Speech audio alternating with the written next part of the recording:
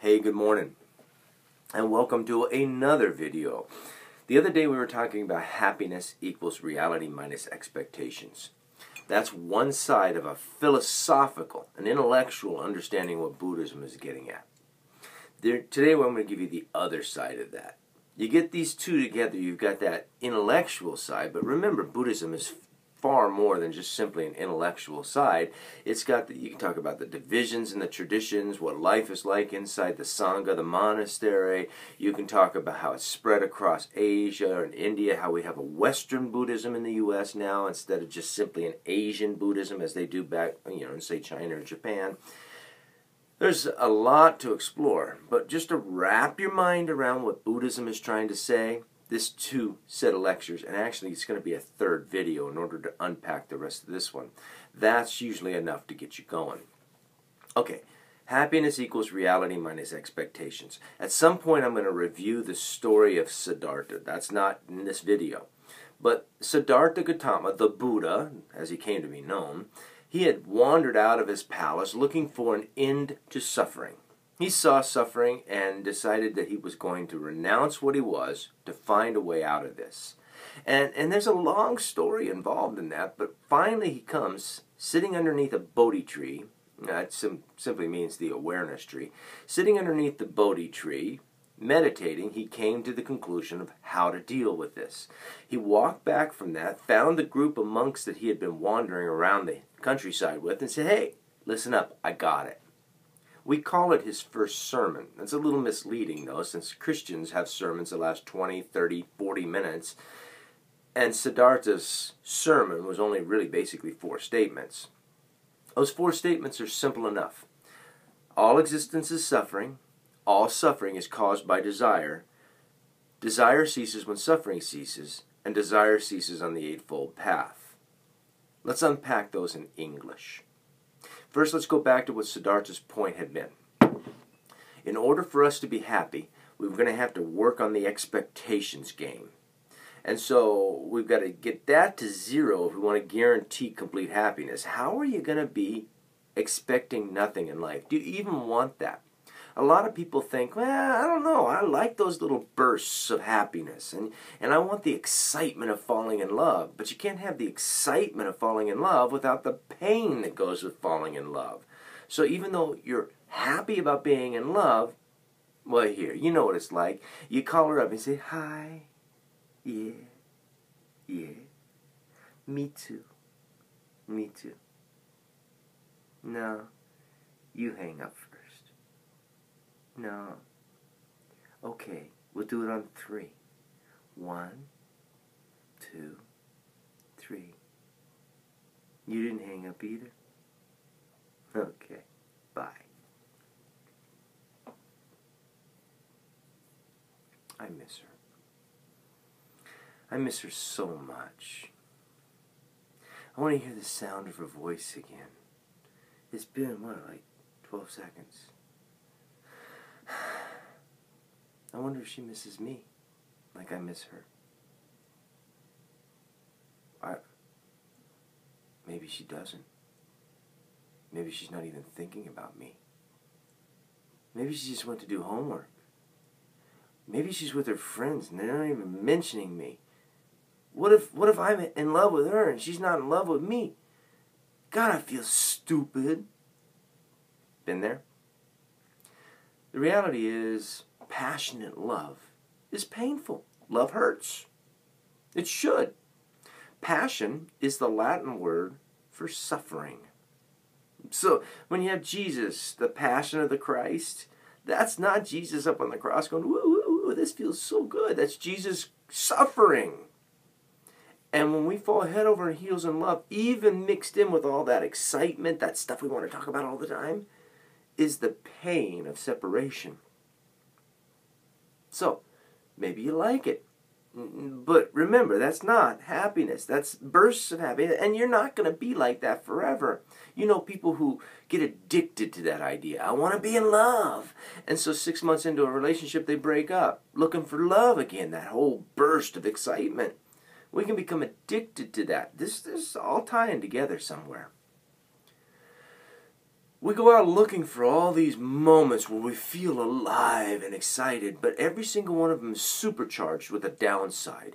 Even that slice of New York style cheese pizza. And you go, I want that bite to last forever on my tongue. It's just so good. But it doesn't. It goes away.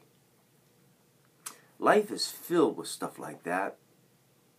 See, the bottom line is, all existence is suffering is easiest summed up in 2 words. Life sucks. That's right. No matter how good it is, no matter how well things seem to be running, there are little dark moments all through our day, dark moments through our week, and some of those dark moments blow up real big and get in our way. Little dark moments like, man, tonight is the Big Bang Theory. I gotta get home on time. You know, I'm just dying to see this new Big Bang Theory. And so you try to get out of work. It's a little late getting out of work, but you think you can still make it. And then you're on traffic and it's just all stopped up. Somebody got in a wreck up ahead. You pull in the house, you run in, and there's 5 minutes left in the show, and you're going, oh, crap, I forgot to set the DVR. Life sucks. Not that big a deal, right? I am so hungry. Oh, I haven't had the thing to eat all day, and all I can think about is a peanut butter and jelly sandwich. When I get home, I'm having a peanut butter and jelly sandwich. So you stumble in the door, it's 11 o'clock at night, and you go to get the peanut butter, and you realize you got kids, and so all you got's a carcass of a jar up there with nothing in it. And even if you could find some peanut butter in the house, you turn around, and the only kind of bread left is one heel in that plastic bag. You're not going to get a peanut butter and jelly sandwich. Life sucks. The truth is, our life is filled with all kinds of these little disappointing moments, even when we say we're happy. And then, of course, there are days when we're simply not happy. So, if every day is like this, the final trump card is death, hanging over your head. It's been there ever since you were a teenager listening to Nirvana. Ironic, isn't it? And this whole death thing. Your friends have died. Your cousin died. Your aunt died. Somebody's dead. Your dog died. And you know you're going to die too. And you try so hard. You're not going to think about it. I am not going to think about it. You're going to think about it. It's going to pop in there somewhere along the line again and again and again. And the older you get until your hair looks like this, you start to think about it a lot. You start to try. All I want is to die in my sleep, but you know damn well most people don't. So it's terrifying, isn't it? What if I get kidnapped by, some weird militia, and they take me out and torture me because they think I'm a liberal, and then they leave me for dead in the side of the road, drag me down the road and chained to the back of a truck or something? I don't want that. And he just hangs there. That's why we try all those other things. We drink a lot. We try to surround ourselves with lots and lots of friends. We try to have a really great job that satisfies us every moment so that we can numb that idea that's in our head that we're going to die. But you're going to die. Life sucks, huh? Why? Second statement. All suffering is caused by desire, which is simply to say because you're clingy. Life sucks because you're clingy. You want to hold on to something and you know damn well you can't. You want that taste of pizza to last forever and you know even as you bite into it, you can't. I had a great weekend with my wife about 2-3 years ago. We were in San Diego and it was one of those purely wonderful experiences. Everything we did, everywhere we went, every restaurant we ate at, the weather, everything was perfect. We were getting along so well that day, and I looked at her at lunch and I said, I want this forever. But even as we said it, we knew it wasn't going to be like that. You're going to come home. You got to deal with a yard that needs to be mowed. You got to deal with kids who got demands. You got to deal with things that break. You got to deal with work you got to catch up on. Life sucks. You can't hold on to that moment.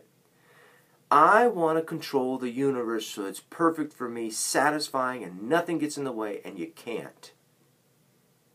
So, is there any way out of this? Well, if you're motivated to do this, Siddhartha says, there is a way out of this because all that suffering will stop if you just simply can stop desiring things. In other words, life sucks because you're clingy, so stop it. It seems so straightforward. But who can flip a switch and all of a sudden not desire anything? Who can just, okay, I don't want to fall in love again. Well, yeah, sometimes we feel like that. I am not going to want another beer. And a few days later, your friends go, you want to go out for beer? And you go, oh, man. You know, you can't just flip that switch one morning and then spend the rest of your life not wanting anything. You're going to have to deal with a core issue. And let's do this. I want to live forever. Which part of that can you control? There's only one part in there. I. You're going to die. You can't stop death. The world is going to change around you. But the one who does the wanting is the only thing that can be changed. At some point we'll talk about what it means to lose the I. But simply put, you're going to have to put a bullet in the brain of I. Not physically, don't go running off and looking in the drawers. But in a very real sense nonetheless, you're going to have to end that idea that your existence is all about me. Acquired narcissistic disorder is a term that was coined a few years ago to describe the generation today, 20, 21, 22, 23 years old. It probably applies so universally that it's a useless term. It applies to a whole lot of 30-year-olds, a whole lot of 40-year-olds, a whole lot of 50-year-olds. Acquired narcissistic disorder says this is all about me. And the trouble is, if we think that way, we're doomed. We're doomed to unhappiness. The only way you're going to be able to do this is to break down that barrier that's between this and all of that. To end the notion of I as my primary way of thinking. It's not an intellectual trip. It's an intuitive gut feeling. How are you going to get there? Siddhartha says, I got a path. I figured out how to turn that switch off, but it takes a long time. It takes a lot of work. It's like joining AA.